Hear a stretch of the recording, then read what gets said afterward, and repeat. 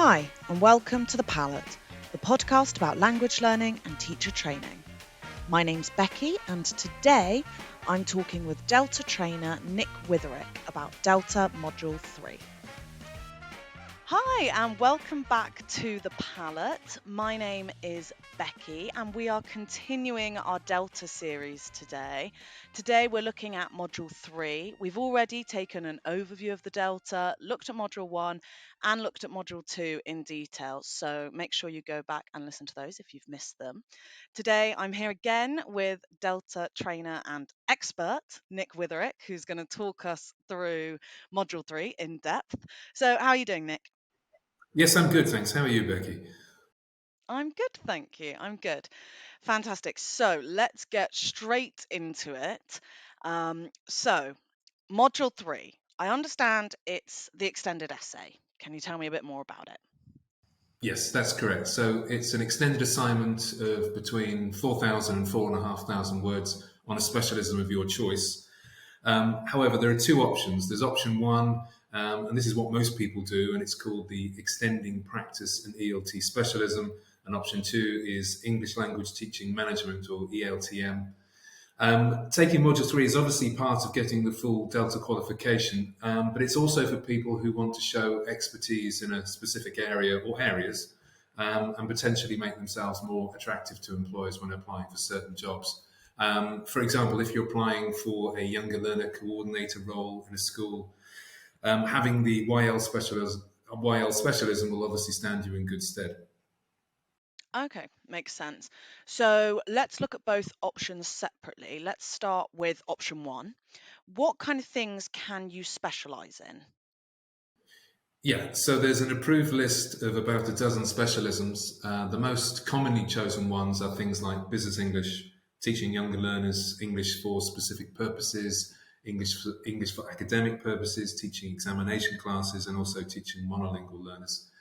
The more niche ones are things like teaching ESOL learners with literacy needs, teaching in a non-English speaking or an English speaking environment, teaching learners online or through distance or blended learning, and also teaching one-to-one.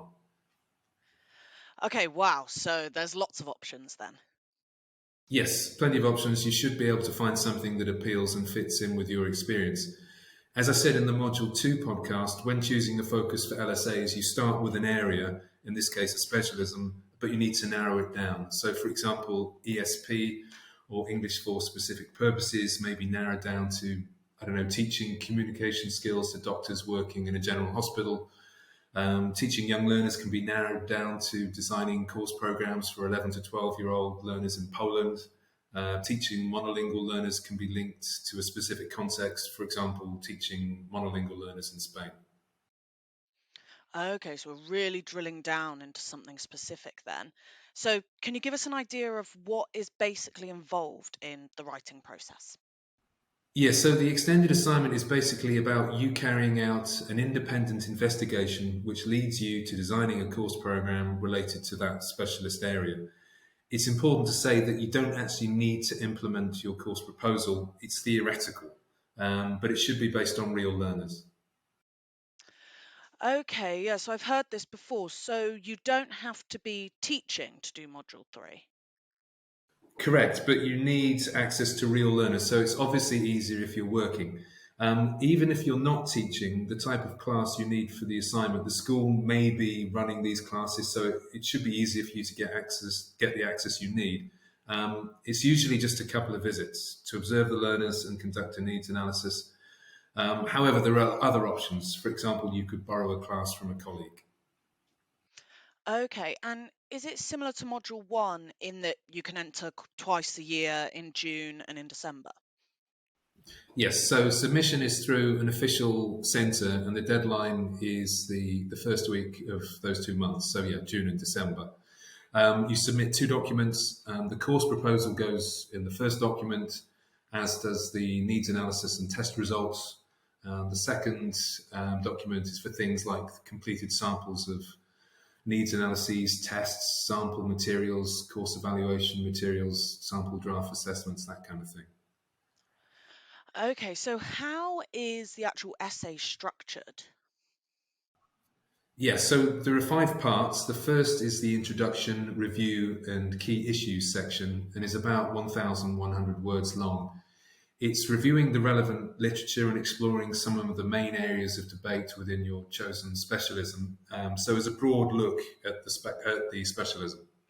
Then, in part two, which is the needs analysis and commentary section, you need to explain how you identified the needs of your chosen group of learners and explore the role of diagnostic tests in establishing learning priorities. This is about 900 words. Then part three is the course proposal itself, which is about 1,100 words, and you have to design a course of at least 20 hours, providing a rationale for its design, goals, teaching approach. Part four is the assessment proposal, so you can explain how the course will be assessed and evaluated. This is about 1,000 words. And the final part is the conclusion, in which you outline how the proposed course design relates to the issues identified in the introduction. Okay, and could you just reiterate for us what those main areas of research are? Sure. So the areas you learn about on Module 3 firstly relate to your chosen specialism, but there's also reading on approaches to needs analyses, reading on curriculum and syllabus design principles, different types of syllabus. There's also course design and evaluation reading, and also reading on the assessment of learners. Right, and how is it marked?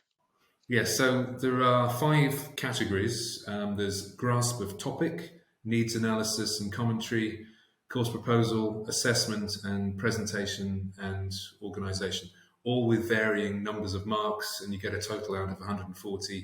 You need around 80 to pass, about 100 for a merit and 120 for a distinction. Okay, and I mean, it's always useful to know what happens if you get fewer than 80 marks. Yes, so you don't fail as such, you're referred. You can request a Cambridge report to give you guidance on the parts you need to improve, and you get another opportunity to submit the same assignment. If that doesn't go well, you have to do a whole new assignment. Okay, and one more thing that I forgot to ask is how strict are Cambridge about these word counts? Yes, strict. And they're also strict about plagiarism, and everything is checked. Okay. So, presumably, most Module 3 courses are taken online. Is that true? Yes, I think like Module 1, it lends itself to online study. The Distance Delta does a 13-week course in which you're guided through the different parts of the assignment. You submit drafts and get feedback on these. This culminates in you getting feedback on a whole draft essay, before you submit the final version to Cambridge. Um, there is also provision for face-to-face tutorials, but most of the feedback you get is written. Okay.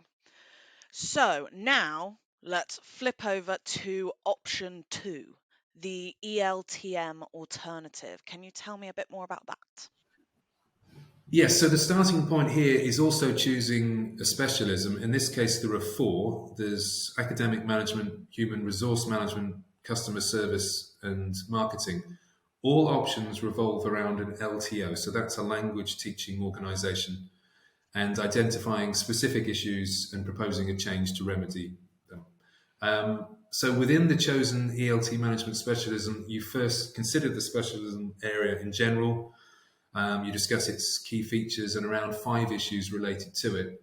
For example, in academic management, this could be something related to staff development, the curriculum, teaching resources, that kind of thing. Um, you then do a situational analysis on your teaching organization using appropriate methods such as SWOT analysis, a focus group, questionnaires. And in this way, you determine what the issues are. From the data that emerges from your analysis, you decide priorities for a change proposal for the organization, which would address the key issues, and you justify it by showing how the organization would benefit. So you design an implementation plan for your change proposal and provide a rationale for how you would implement it. Right, so option 2 is covering a completely different area of ELT then, which is interesting. I mean, what do you gain from it? And what areas do you research? Yeah, so it's focused on educational management rather than teaching. The areas you research and study on a dedicated course involve exploring your chosen specialism in depth, different analytical tools for understanding your organization, its culture, and its needs, the stuff on strategic management and also change management theory. It's geared to those who are already in a management role or thinking of going into one. I mean, often teachers end up in educational management without any training. So, studying this qualification can provide you with very useful support and guidance. Absolutely. And is the essay format and marking similar to that of option one, or is it different? Yes, I mean, it's the same number of words, and there are also 5 sections with similar word counts. I mean, part one is the introduction, review, and key issues of your chosen specialism. Part two is situation analysis and commentary. Part three, proposal and justification. Part four, implementation. And part five, conclusion. Again, marking is out of 140 marks, 80 being a pass, and there are 5 different assessment categories.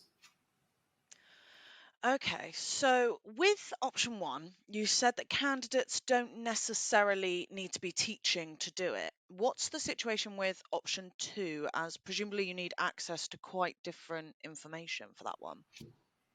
Yeah, exactly. So if you select the ELTM option, regardless of the specialism, you need to have proper access to an LTO. By that, I mean you need to consider how you will get access to the data and information you need for your proposal. For example, if you're dealing with customer service management, you'll probably need to have access to customer feedback data, material which might be commercially sensitive. But you anonymize the name of your LTA to preserve confidentiality. It's a similar thing with other specialisms. I mean, consider how sensitive a lot of HR information is, information potentially about your colleagues. For that reason, you make sure your LTO is on board and knows exactly what you need access to. I mean, as it is anonymous, they shouldn't have any concerns, but they do need to let you have access. That's the key thing. That makes absolute sense. So do you need to narrow it down in the same way as you do for option one? Yes, you narrow it down in your change proposal. For example, staff development within the human resources management specialism or introducing a new course within the academic management specialism. Okay, fantastic. That was very in depth. That's all of my questions regarding module three. Really, really interesting. It's definitely answered a lot for me, and hopefully it has for our listeners too. So thank you for taking the time to speak with us today. Nick, thank you for being on the podcast. Thank you, Becky. See you soon. Bye. Thanks so much. See ya. Bye.